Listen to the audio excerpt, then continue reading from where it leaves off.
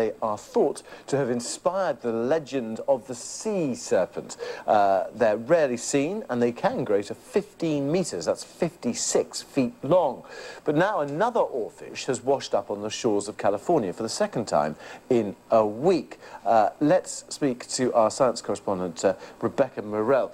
Rebecca, you know everything there is to know about oarfish, even though they're rarely seen. What's going on? I mean, it's like a London bus. You know, you wait for ages and then two come along at the same time. I know, it's very surprising. These are incredibly rare, not very often seen kind of beasts of the deep, and they've both washed up in the same area. And scientists are really trying to work out what's going on, whether the two strandings are related to each other. Perhaps there's some disease out there, perhaps their food source is doing really badly.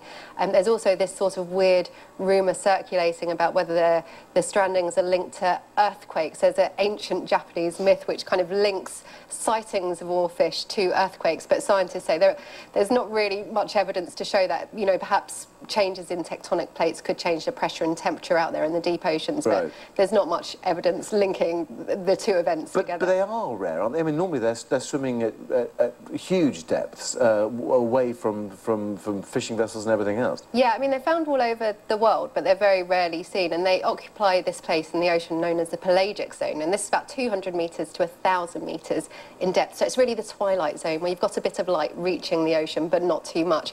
And it's the kind of place where you find the wonderful lanternfish with these all kind of hooks of light on their head, so it's all sorts of weird creatures live down there. And you were telling me that they hang vertically to feed. They're amazing. So until recently, we hadn't really seen much footage or any photos of them, and we thought maybe they'd swim along a bit like eels, but actually what they do, they sort of just dangle there in the deep ocean, and they've got this lovely dorsal fin which runs all the way down their body, and they move up and down by sort of undulating this fin, and they feed on jellyfish, krill, squid. So basically they sit there dangling in the water.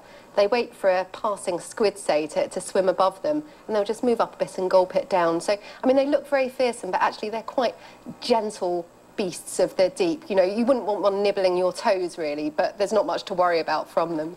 Right, well, you need to be swimming in quite deep water to have a nibble like that, wouldn't you? But presumably, I mean, they can do a post-mortem on these fish, and that should explain scientifically what's going on. Well, hopefully. I mean, the problem is we don't know much about their biology either, so they might do their post-mortem and still be completely mystified as to what happens. But strandings like this, it's a bit of a bonanza for deep-sea scientists, because you can't really study them very easily out there in the deep. So when they turn up on shore, all sorts of scientists will be rushing out there to get their piece of oarfish. So they'll be doing genetic testing, they'll be doing, hopefully, an autopsy to find out what went on.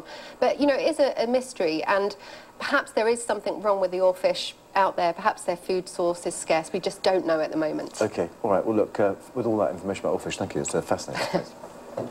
For the second time in a week, a rare oarfish has turned up on the California coast. This fish is so rare, most of us had never heard of it before last week. This one washed ashore in Oceanside. It was more than 13 feet long. Last week, a dead 18-foot oarfish was found just off Avalon. Oarfish live at depths below 3,000 feet. They're rarely seen at the surface.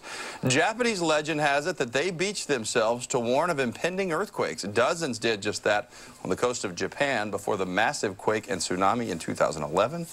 We've had two down in Southern California. Let's hope there's no truth to that Japanese legend. I don't like this one bit. I don't know.